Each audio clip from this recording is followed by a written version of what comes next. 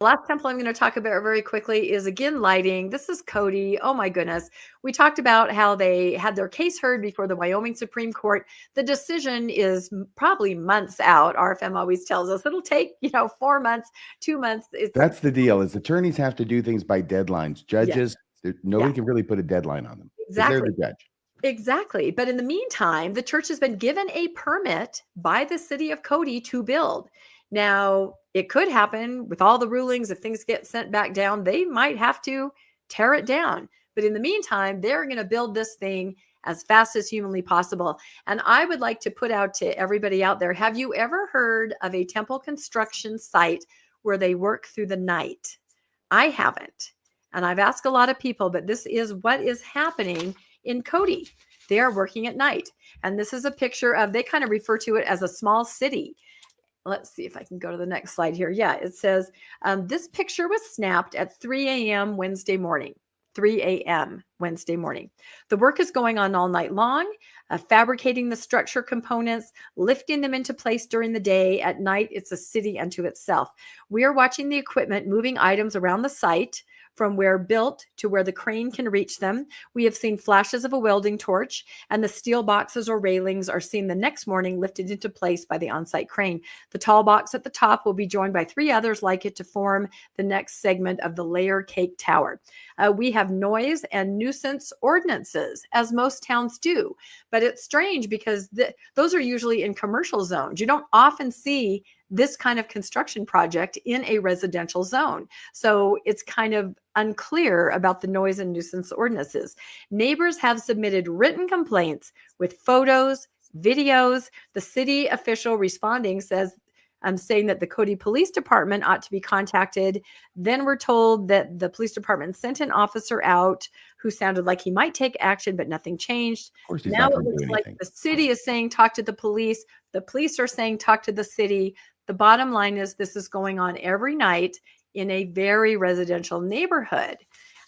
This is a letter, and maybe I'll have you read it, RFM, because I got this very late. This was they need to get a lawyer and go to court and ask for an injunction against the church to make them stop doing that if they want anything to happen. There you go. But can you read this? This is a resident, and this is kind of an amalgam. These things are taken from many resident statements that I'm aware of, but this one just came in right before newscast, so I don't have it printed out. Could you read this? To me, this kind of breaks my heart, someone in their own home and what they're going through. Yeah, I noticed that house that was right there. I think it was the Brady house in front. See there with the garage? Yeah. They got a great view of that temple when it's finished. And they're so excited about it. All right, here's your slide. As the sun sets, the lights become brighter. I can't stand in my own living room or soon to be kitchen. I think they're remodeling their home or something like that. And this picture right here is taken from inside someone's home. Look at that. This looks like a scene out of Close Encounters. It does. Okay, so I got my own kitchen. Without sustaining a headache from the lights in my window after even a short while, I walk outside after a long day's work and hear the hum of trucks and generators. I'm woken in the morning by the generators and sounds of construction through my open window. Well, close your window. The open window, is an important feature. Of temperature regulation in this home, and it's never been a problem until now. Yeah, until I started making all the noise over there. Sure. This project is disturbing my peace in my own yard, my own living room, my own bedroom, even after the hours of what would be considered a normal work day. Can you please remind me of the hours light is allowed to be shed across the property line and into the windows of my home? Who is this to? The city? These are examples of what people are writing to the city. Okay. Asking if they can have some relief. Are there any, zoning codes or ordinances that can protect them from this in the middle of the night, bright light shining into their home and noise? And also diesel fumes from generators is what they're talking about. Oh, yeah, I'll bet. Yeah. That's terrible. Yeah. Relief may be spelled RELIEF, but relief is definitely not spelled MORMON. Yes. Another person writes, what are the hours the construction noise is allowed? Mm-hmm. And then please help me regain peace, health, and the feeling of security within the bounds of my own property.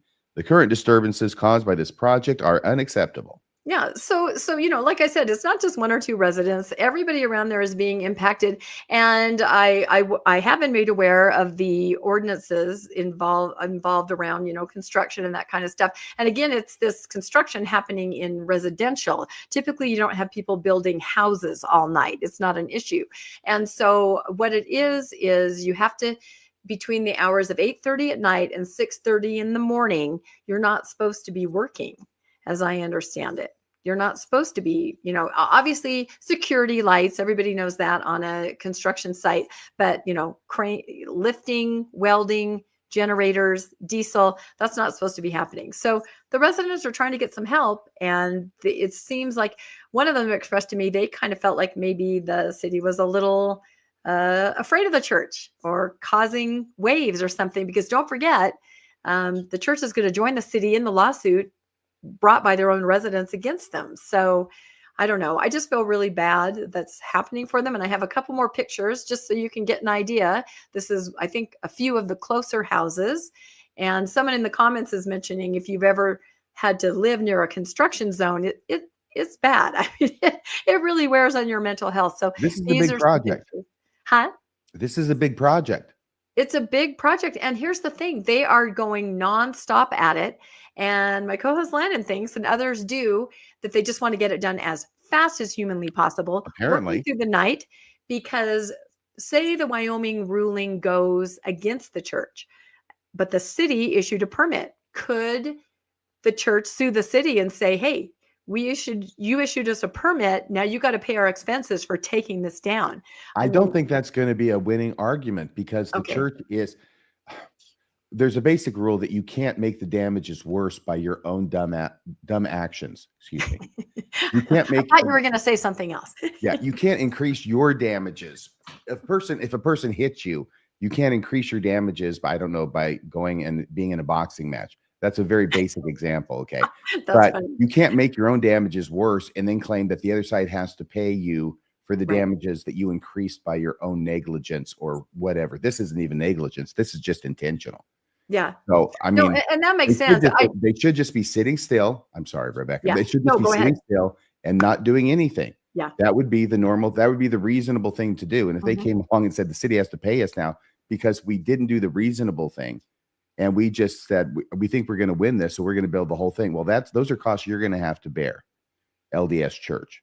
I think most judges would say.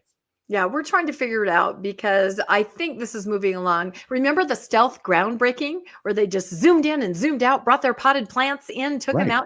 Everything's happening at a very rapid pace. And I wish anyone would comment and let me know, have they ever heard of a temple being built at night?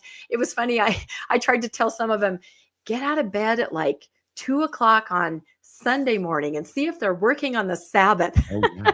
I haven't gotten that information yet, but wouldn't that be interesting if they were? So they are just putting it together lickety split, and it may be finished by the time that Wyoming ruling comes out and says, take it down. I don't know. I have never seen a temple built at night, but I would love to see a brand new temple destroyed by day.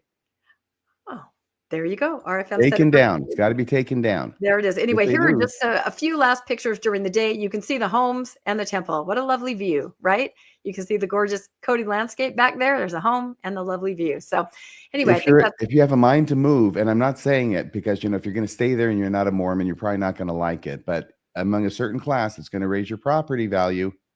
Unfaithful Mormons want to have that. Yeah, sorry. I know it involves moving, but yeah, it involves moving. Otherwise, you're just going to have a higher property tax. That's what nobody figures out. So, and as we talked about last week, don't forget, they've applied the land. The person who donated the land has applied for an R2 designation to allow, like a condo type, duplexes or more single family to develop the land around the temple, which kind of goes back to what you were talking about, doesn't it, RFM? So anyway, it's all hand in hand. It really is.